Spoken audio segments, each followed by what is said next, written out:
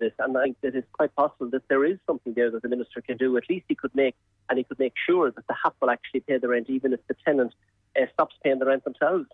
A man who groped a woman on the Lewis in Dublin has been jailed for 6 months. 49-year-old Kieran Cantwell was sentenced at Dublin District Court today. Jonathan Byrne has this report. 49-year-old Kieran Cantwell, with an address of Morningstar Avenue, Dublin 7, pleaded not guilty to sexually assaulting a woman on the Lewis. It happened on the Green Line as it passed through Ranelagh on May 27th, 2019. The court heard evidence from the woman and CCTV footage was admitted. The woman had been looking at her phone at the time when Cantwell groped her. The woman said she was threatened, but the accused denied this and claimed he had touched her on the shoulder. The judge found in favour of the woman, who was described as an honest witness. Cantwell had 25 prior criminal convictions and will spend the next 6 months behind bars. It's 7:02.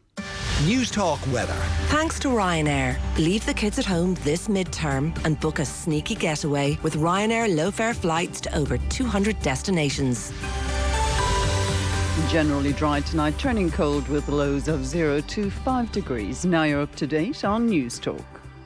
The Newsround on Off the Ball. With Gillette, for an effortless finish to your day. New Gillette Labs Razor with exfoliating bar. This is News Talk.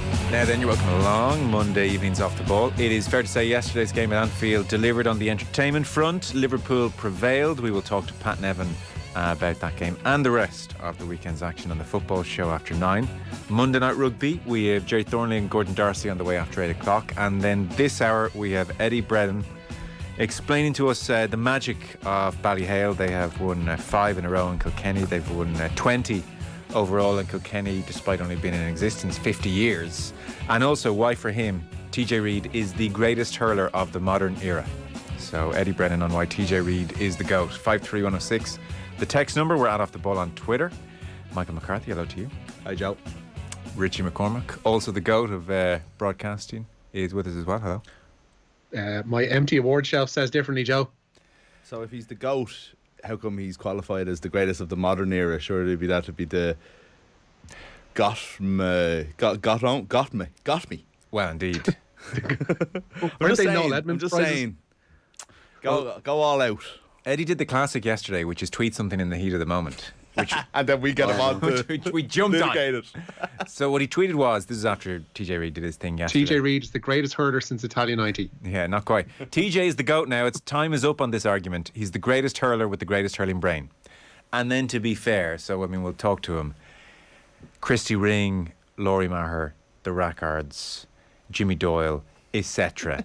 It's probably hard to, Yeah. But it's probably time we started including the guys from these days in that conversation. I know. It's like there's this one era of about 20 years where all the greatest hurlers of all time happened because, no offence, there's been amazing, even that documentary about there, like some of the Christy Ring, Mick Mackey stuff was brilliant to watch and all, but a lot of their reputation was based on rumour. It was kind of like, Jesus, I'd cycle 50 miles to see Ring play and all this, and that's brilliant. Like, what a beautiful part of history that is. True. But it doesn't mean he was better hurler than TJ Reid. And was he good? He was amazing. He was the greatest. He was the greatest. Yeah, I know. Was Brian Whelan the only player of the quote-unquote modern era that got into the team of the millennium? Yeah, which was a surprise. I think if you think that DJ Carey was knocking around in his prime when that team was named. So yeah, it did feel, and I think people would have a question as to whether that was the team of the millennium was probably slightly biased towards romanticism, olden days. Sure. But at the same time, I'm actually messing a little bit when I say so and so was better than so and so, because you can only take the sport as what it was at the time, and it's how good you were. And I don't know if anybody will ever pass the legend of Ring in terms of that, in terms of the way people spoke about him, in terms of the sense that he could go and win you a match on his own. Well, that's why, to be fair, we reverted back to modern era with the Eddie Brennan conversation. But I mean, to be fair, there are some serious operators in the modern era that he's now bypassing, not least Henry Shefflin. I would think of late, the last couple of years, if you were to say, well, who's the greatest, the general consensus was nudging towards Henry, or pretty much at Henry. I think so. I think the kind of the last few years of the career, and it's how successful Kilkenny were in that time. And if you think about it, with Henry. He might not have been the best at any of the individual aspects of hurling, but he was brilliant at it all, and it came together, and he was just such a winner. It's funny, TJ's in that class. I can't remember what year it is, but it's Patrick Horgan, Seamus Callan, Joe Canning, and TJ all kind of started hurling senior intercounty in the same year, which is an amazing thing in itself. But you never had TJ as far and away out the best of that group until quite recently, I think. And even last year, like, I was at the All-Ireland semi-final, and in the same season where there were conversations as to whether TJ is passed or not, he put in a performance that I'm sitting there watching in awe and glad I'm seeing him. You know, even as a fan of the opposition. Yeah. We had this conversation about how I didn't enjoy it at the time, but I'm really glad I saw that. He is that exceptional. And I think I was just talking to Kieran Cuddihy out there a few minutes ago, talking about, we have Eddie Brennan on the show, and obviously Kieran's a Kilkenny man. He was like, geez, TJ was brilliant yesterday. I just kind of like got his facial expression changed, you know, just talking about the love of this guy. Like, what, like, and again, Eddie's Brennan's not a Ballyhale man, and neither is Kieran Cuddihy, but there's just something about even watching this guy in their county final and how good he is.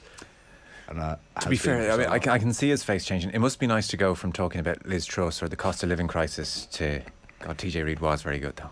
You know, that would brighten you up. It would, yeah. Eddie Brennan will make the argument anyway. He's played with and against quite a few of these guys. So for him, it's TJ. TJ is the GOAT. He's with us 7:30. Richie, you're in that rare grouping. You saw the Manchester United game live, in full, all 90 minutes. It wasn't on TV. Yeah. We had commentary yesterday. I mean, I've seen Ronaldo shaking his head in disgust at being substituted. Did he deserve to come off, or was he running out of steam, or what went on there?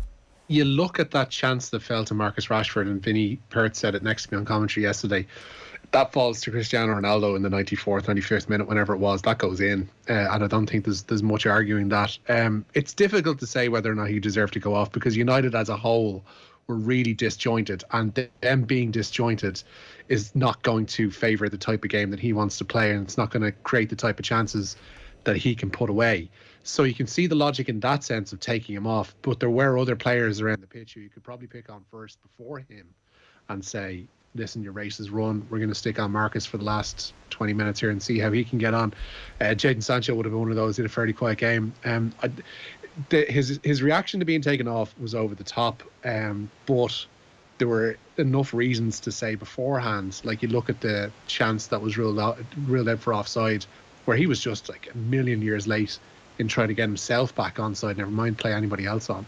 I don't know if he can do the full 90 minutes, but then again, he scores that chance that falls Rashford's way, so it's a catch-22. But the ultimate point for United is, like, from back to front, like, so disjointed yesterday. There's no fluidity to what they're trying to do, and I can kind of see what they're trying to do. And there's a lot of big money players in there who are underperforming. Like Casemiro, I thought yesterday had a really poor game. Anthony had probably had his worst game since joining United. Ronaldo didn't have a great game. Everything's going through Fred, and everything's going to Diogo Dalot, who are both honest enough pros, but are never going to win you several matches in a row. I know Mick loved the honest pros. Honest enough pros. Honest enough pros, yeah. But like, they're not going to win you 3-4 matches in a row, and they're not going to put away a side who are as decent and as well organised as Newcastle, and that's the trap they fell into yesterday. You know, when Ronaldo makes his shake of the head, hanging the manager out to dry, causing division among supporters, these are not the behaviours of a great professional. He's talked about all the time as a great professional. Yeah. In certain respects he is. In many respects he's not a good professional. And that is But he's been doing this all his life. All his life. Like, standing there, you know, that Real Madrid, you know, the anger as somebody else scores a goal from a rebound from his penalties, one of the, you know, it's etched into my brain. Yeah. You know, he's always been doing this, but I feel that he obviously offered something behind the scenes, and he was never able to hide that side of him in public. He was never able to do that, but players and managers always forgave it. And I don't know whether that was because he was the best player on the pitch, or whether because actually his true personality, when the cameras weren't there, showed that was just something that was uncontrollable in him, and actually he wasn't a bad influence. I tend to think it's the former. You know, you're very, very forgiving of Cristiano Ronaldo doing whatever he wants, because he was going to win you the game and the league and the Champions League and everything else basically on his own. But like, that kind of pouting, and we've seen it all year. And there's also that, like, there's the performative nonsense when he was on the bench as well. you know, that we saw a couple of examples of. He knows when the camera's on him. He knows when it's always the Cristiano show, isn't it? Like, totally. It's just constantly. And it's such a terrible example. I mean, he's been talked about. Well, one of the reasons to bring him back into the fold is that he's just an amazing example for those around the club, and they won't have dessert because he doesn't have dessert. But he's such a good example that he demanded the captaincy and demanded the guy who was struggling as the captain be stripped of it. I'm not agreeing with That's it. the man for you. Of course you're not. But I'm saying is, like, what an example of unity that is. I know. And this is a dressing room prone to toxicity.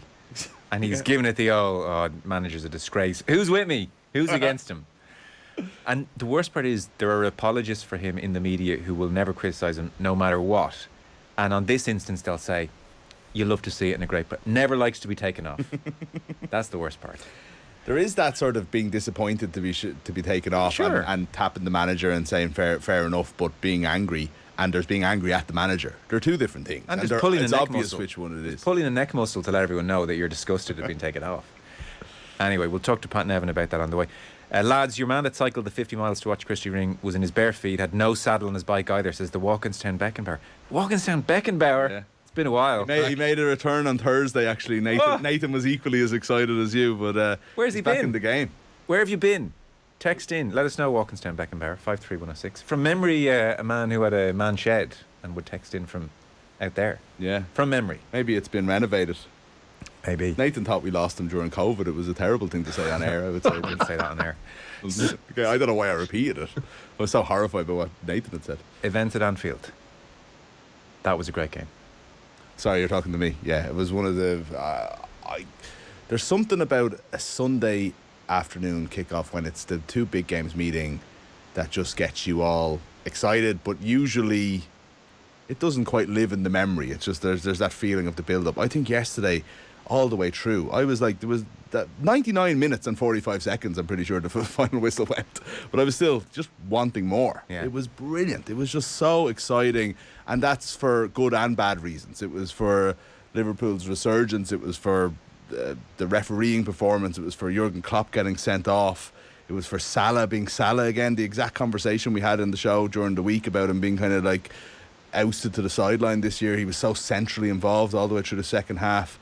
It was City's in their Achilles heel. Yeah. It was just, wasn't it just so exciting? It was just the Premier League at its best, you know. Yeah, Will it mean anything in the long run? Who knows? But at least we had yesterday. Potentially not, but it was amazingly entertaining and high quality and everything really that you want from a game. And what a goal to win it, Rich, as well. I mean, that roll and first touch all in one moment, and then the whole stadium just on their feet, and he's bearing down and goal. You sort of knew he'd score that one after missing that. Well, he barely missed the first one, it was saved, but you sort of knew he was going to score that one. I think there was enough doubt from that first miss in the first half, I'll say, by Ederson, it proved to be, to put enough doubt into people's minds and the cop that were watching him bear down on goal there. But a great goal to win it, fantastic. People call it Route 1, but there's a certain vision involved in what people like Alisson do compared to the Gary Owens, the likes of Packy Bonner used to send up into the air, whereby there's a bit of thought behind it. A quick thought, it might be, but thought nonetheless. And quality of execution. I mean, and quality of execution. Yeah. The term was brilliant. But like, again, there's a case building about City that they are gettable.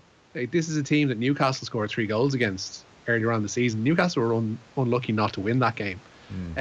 United scored against them, albeit the game was done, but they did score 3 goals against them in one half of football. And that, like, it's mounting up that City do have, when you press them in the right areas, when you ask the right questions of them, they are beatable. They're not invincible, and you can keep their strikers quiet, namely Erling Haaland. And I think Liverpool played a little bit of rope-a-dope to a degree yesterday, managed to keep them at bay and do enough to get over the line. Well, it was an amazing atmosphere at Anfield, and Gary Neville even remarked on it during commentary, where he was making the point, like, there's an underdog quality to everything about today at Anfield. The crowd are cheering every tackle, header, even if the ball goes out of play at certain points, they're just cheering, which is not, maybe it wouldn't have been the same intensity in their approach. It was way more previous raucous years than you would expect. Yeah, it was like FA Cup up against the big boys, so we're going to really get on board with the team. It reminded me of those Liverpool games. If you think back to like the noughties, when they weren't necessarily at their best, so that team that had a Neil Mellor goal beat Arsenal when Arsenal were going for the title, and the team that David and Gog would have scored winners against Manchester United for, it was that kind of atmosphere, that kind of performance from And Liverpool with way better players. Well, of course, yeah, because it was interesting. Carragher made that exact point. He must have said a few times afterwards, I've played in so many of these games. I mean, that was kind of Jamie Carragher's career, actually. Yeah. That kind of a game. And he was one of the few who said beforehand, Liverpool won't be beaten today.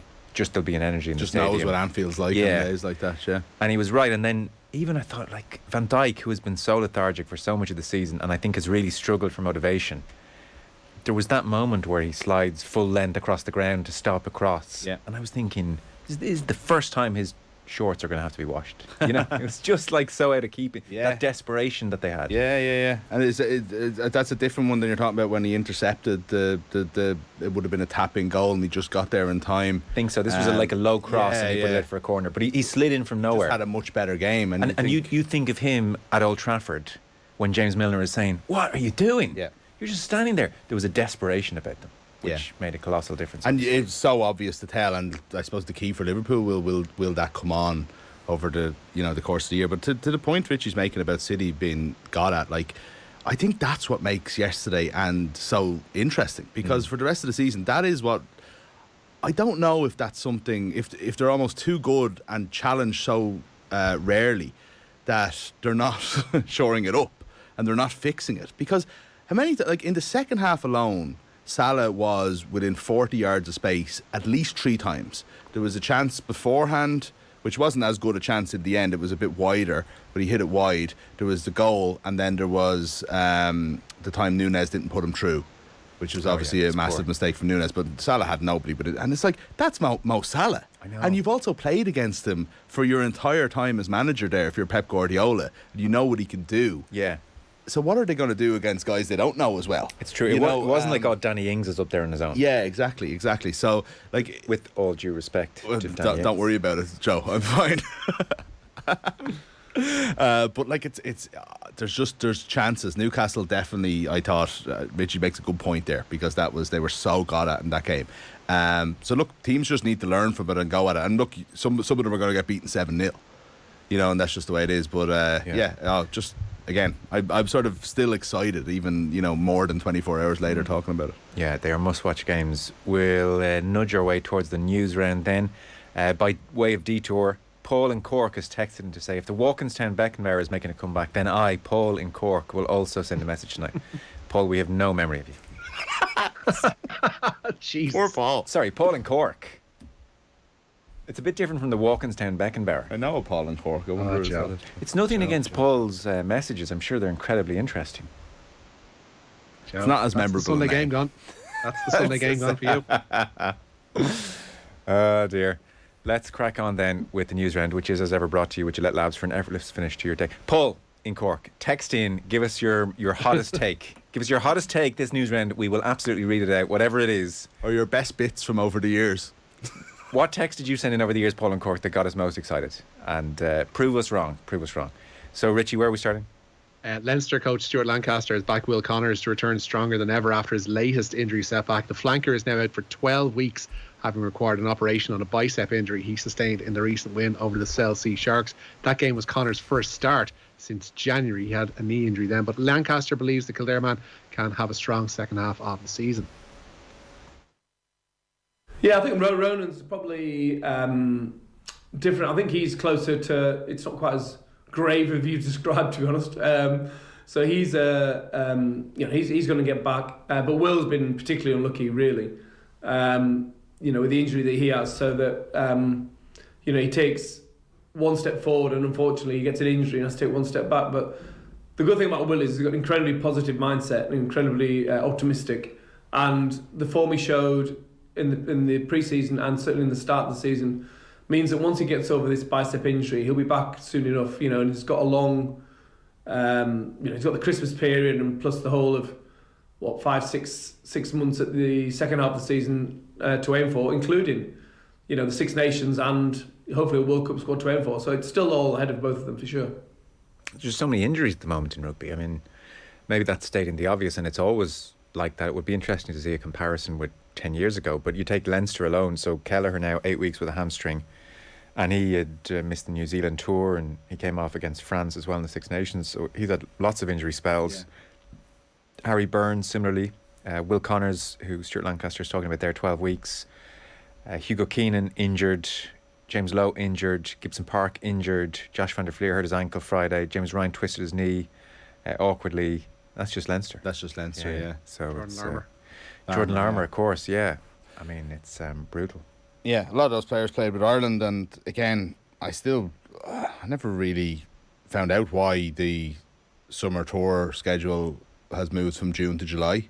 But just think about how long the rugby season is at the moment and how many games there are. It's incredible. Now, I don't know if that's anything to do with it. I feel really bad for Will Connors. I just feel like this guy's career has been so stop-start, and every time we feel like we're getting some momentum with him, or there was a time a couple of years ago when you're thinking, this guy, we'd be looking at him in an Irish shirt for 10, 12 years, and you kind of get, not forgotten about's the wrong word, but Josh van der Fleer has come in and has had the best season of his life in the meantime, and it's like, God, Will Connors is injured again. It's a different narrative, isn't it? Yeah, Conor and Dublin have been in touch. Ronaldo didn't take any of his chances against Omania during the week, so you can't say he would have taken the chances Fred and Rashford missed yesterday, which I guess is fair-ish. They had one goal in those two games. They had, I think they had something like 26 shots on Thursday against Nicosia. Yeah, it was insane. We were watching it kind of on air, almost from a stats point of view, thinking this has actually gone incredible now. Yeah. And obviously they scored in the 94th minute or whatever it was to win the game. But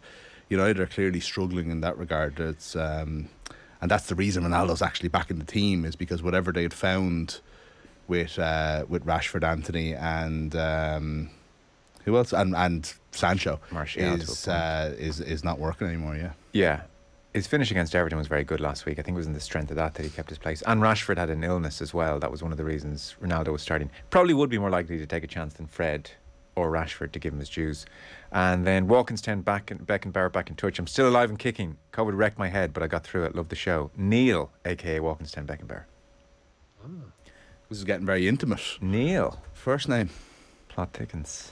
Neil Beckenbauer. Yeah. So there's cricket ongoing, Rich. Disappointing day for Ireland, I think, is the... Really was. Yeah. Captain Andy Balbirnie bitterly disappointed by Ireland's start to the T20 World Cup. Despite winning the toss in Hobart, Ireland put Zimbabwe into bat first. They made 174 for the loss of 7 wickets. Ireland's first 4 wickets then fell for just 22 runs in response, and they eventually lost by 31 runs. Next up, a must-win meeting with Scotland on Wednesday. The Scots upset the West Indies today, winning by 42 runs. Yeah, big disappointment, and they had reasonable record in that regard over the last couple of years, so we'll see how they progress from here on in. Michael and Kerry text in to say, did VAR look at the ball being kicked out of Allison's hands after the Fabinho foul? What are the rules regarding hands on the ball, Michael and Kerry? Yeah, I don't think they got that far, because Klopp certainly afterwards in his post-match interview said, well, look, even if the Fabinho foul hadn't been given, then it was definitely a foul on Allison. I suspect it probably would have been given. Allison maybe had just enough of a hand on the ball, but only just about. I mean, it was in that marginal vicinity, I think. I can't remember what goalkeeper it was. Remember there was a whole thing in this a couple of years ago where a keeper, I think it was Arsenal keeper, can't quite remember, just had the hand on the ball. Had it lifted, had it not? Was it on the ground or was it not? Are you in control of the ball? Yeah. There was a whole thing, but ultimately the referees and VAR especially will always err on the side of protecting the keeper in that regard, because you don't want to get a decision like that. Yeah, I think you have wrong to for a goal. So I thought the foul again was straightforward from Haaland. Yeah. So I didn't think it was ever going. Once you saw that in the first replay, you're like, this is going to be disallowed. So it's, I suppose for them and for us, it never really got as far as litigating the Allison thing. Yeah. No, there was. I think ultimately it was a free. There was a degree of Fabinho's falling backwards anyway, and you probably didn't even need to tug the jersey that much. You can't ignore a jersey being tugged like that. It turns out you can if it's Mo Salah up the other end. I just don't understand. There's let it flow, whatever. I understand the idea of 50-50 challenges, people buying frees, let it move on. But it's gone to the fact that it's do you know what? I just don't feel like giving a free for this. It's so much more. The Salah thing was ridiculous. Well, particularly because if you remember, the TV angle was precisely the same one that the linesman had of Salah being dragged, and it was just so obvious on that angle, and the linesman had exactly the same viewpoint, and he didn't seem to flag for it. So I genuinely wonder is he capable of doing his job? Because what does he think is not a foul? But again, are they getting confusing directives as to, like, you know, if it doesn't, if it's not breaking somebody's leg, it's not a free, you know, or cynical, or, you know, there's probably 3 or 4 different things that are defining a foul now. But ultimately, stopping somebody getting to the ball by, fouling them, well, if should be free. If they are getting that directive, then the Fabinho-Haaland one isn't a free. Well, that's true, yeah, because but is there different rules for this? Is what Guardiola was saying. Is there different rules for? I think he has a point, doesn't he? So if you watched the game yesterday, you would say there's a real air of let's really let this go, and I think it made for a better spectacle. It was more free flowing, and certain fouls which should have been given were let go. So there's an air now of let it go. Although if it happens in the build up to a goal, then we're going to enforce the rules again strictly. That's a weird logic to have at the moment, because if Haaland does that in Fabinho, well, the referee didn't see it as a free anyway, I suppose, in real time. But is it kind of cruel and unusual to have a sort of a random cracking of the whip for it when it is a bit random certain times? But I don't know is the truth, because I think ultimately a goal has been scored, you have this mechanism to check it, and what's a foul is clearly a foul. So it's like the rules of the game haven't changed. Pulling somebody's jersey back and pulling them to the ground is a free. Yeah. But are referees, letting it flow? Is that in the rules of the game? I don't know. You know what I mean? It's like if any of them went to VAR, would you be actually able to not give them? Do you know what I mean? There's 5 or 6 incidents yesterday. There were. It is. I think it's too much. I don't know how much it does let a game flow. It rises an atmosphere in a stadium for sure, which is exciting. Well, but also dangerous. Do you know? Yeah, I was just going to say. I'm sure you notice, because you're watching, and there are certain borderline tackles / probably fouls, and they're let go, and they do. It just seems to be human nature, and in that kind of cauldron, when one is let go and the ball is bouncing, you just know the next one is going to push the line as well, and then that's let go, and there's this rising temperature, and you are waiting for somebody to completely lose the head and 2-foot someone and break a leg, and that is maybe the biggest complaint. That's the fear I think a lot of people have. And look, there have been injuries this season that you feel have come out of unnecessary tackles that perhaps have not been, I don't know, like Ben Chilwell. Not to bring everything back to Villa, and I certainly don't think there's any hard done by about yesterday, but Ben Chilwell should have been sent off for his foul on Ramsey yesterday. Like, I thought it was straightforward, but I honestly think that referees and VARs don't know what to do anymore. I don't know if they actually. It just feels like these things were a lot more straightforward a couple of years ago than they are now. We have boxing ongoing, Richie. The Irish doing pretty well. Yeah, 2 more Irish boxers securing quarter-final places at the European Elite Women's Championships in Montenegro. Shannon Sweeney through to the 48 kg quarter-finals at the European Championships there in Buvda, while Caitlin Fryers picked up a majority decision win over Britain's Savannah Stubley today to advance to the light flyweight quarter-finals. And Kelly Harrington says the IABA's loss of Bernard Dunn is India's gain. The former Irish high-performance director has been appointed to a similar role in India. Dunn resigned from the IABA in May after a 5-year tenure, during which Harrington won an Olympic gold medal. We've really perfected the art of being a shop window for our best to go on and get jobs further afield, Rich. It's good to see all these guys spreading their wings.